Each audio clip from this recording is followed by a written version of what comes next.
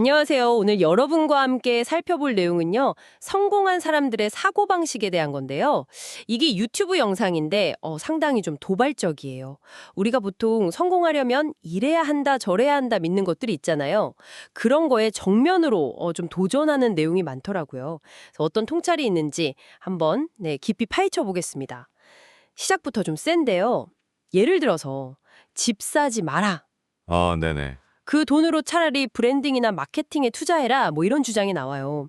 집이라는 게 보통은 되게 안정적인 자산의 상징처럼 생각하는데 왜 이렇게 좀 파격적인 주장을 할까요? 네, 여기서 핵심은 그러니까 자본을 좀 어떻게 활용할 거냐 이 관점의 전환인 것 같아요. 이 영상에서는 집을 당장 뭐 현금 흐름을 만드는 건 아니잖아요.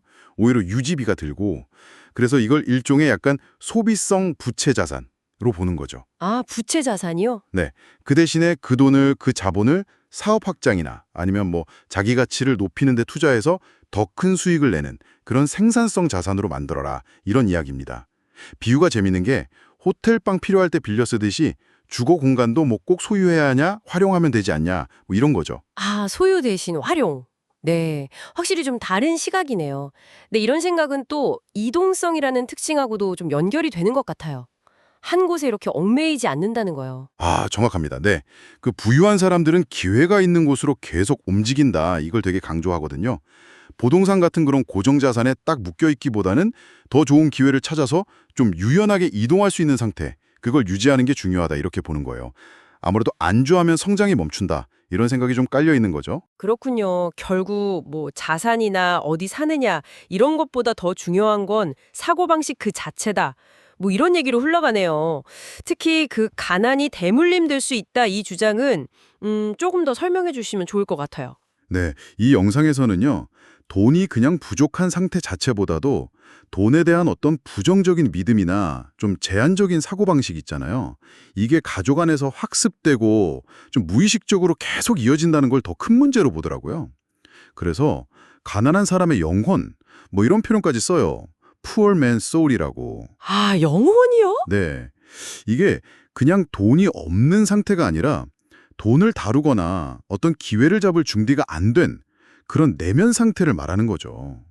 그래서 왜 복권 당첨된 사람들이나 뭐 운동선수들 고액연봉 받다가 파산하는 경우들 네네, 그런 사례들 있죠. 그런 게 나온다는 거예요.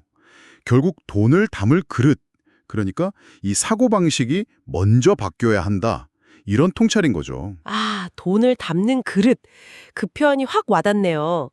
그럼 그 그릇을 바꾸려면 핵심 중 하나가 그 진정성, 어센티시티를 추구하는 걸까요? 남 따라 하지 말고 자기 방식대로 해라. 뭐 이런 조언이요. 맞습니다.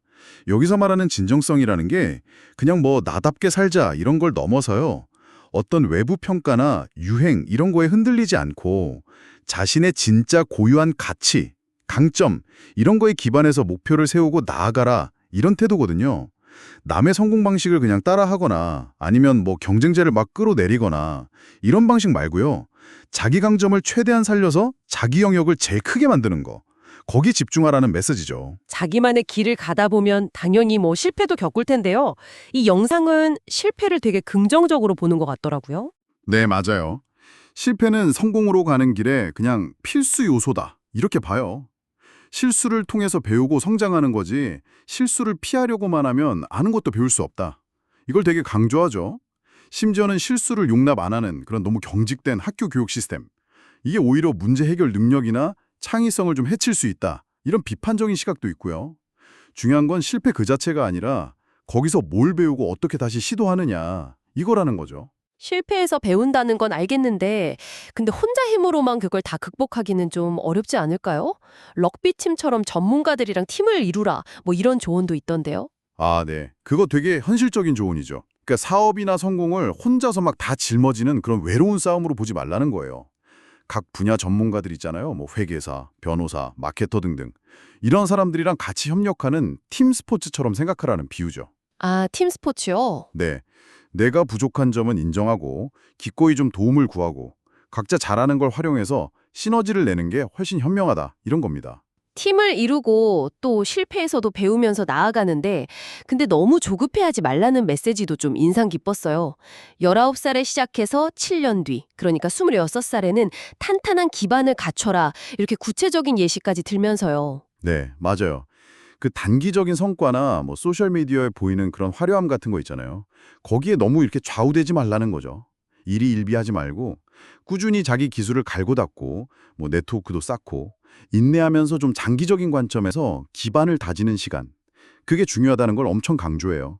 그렇게 한 7년 정도 꾸준히 하면 26살쯤에는 진짜 흔들리지 않는 자기만의 자산을 갖추고 좀 본격적인 성공 궤도에 오를 수 있다. 이런 로드맵을 제시하는 거죠. 찾아온다. 이게 약간 뭐랄까 우주가 돕는다 뭐 그런 느낌인가요? 네, 비슷한 뉘앙스죠. 어떤 목표에 완전히 몰입해서 행동할 때 필요한 자원이나 기회 혹은 뭐 사람들이 진짜 예기치 않은 방식으로 나타날 수 있다. 그런 가능성을 좀 열어두라는 거예요. 그리고 그런 도움이 나타났을 때 설령 그게 내가 딱 기대했던 형태가 아니더라도 좀 열린 마음으로 받아들이고 활용하는 유연함, 그 태도가 중요하다 이렇게 강조하더라고요. 오늘 살펴본 내용들을 이렇게 쭉 종합해보면 결국 성공이라는 게 단순히 뭐 돈 버는 기술 이거 하나가 아니라 세상을 보는 관점, 또 자본을 활용하는 방식, 실패를 대하는 태도, 그리고 함께하는 사람들하고의 관계 이런 것들이 다 어우러진 뭐랄까 좀 종합 예술에 가깝다 이런 생각이 드네요. 특히 그 자산에 대한 새로운 시각하고 팀워크 강조하는 부분은 좀 곱씹어 볼 만한 것 같습니다. 맞습니다. 그냥 한 번 반짝 성공하는 게 아니라 정말 지속 가능한 성장, 성취를 이루려면 어떻게 해야 하는가? 그 근본적인 사고방식과 태도의 전환을 촉구하는 상당히 좀 깊이 있는 메시지였던 것 같아요. 네. 이 영상의 내용들을 다시 한번 이렇게 되짚어 보시면서요. 혹시 여러분의 목표나 돈에 대한 생각 속에 나도 모르게 학습됐거나 아니면 내가 스스로 만든 어떤 한계는 없으신가요? 어쩌면 성공을 가로막는 가장 큰 장애물은요. 외부 환경이 아니라 바로 내 안에 있는 그 익숙한 생각일지도 모르겠습니다. 이 질문을 오늘 여러분께 한번 남겨드립니다.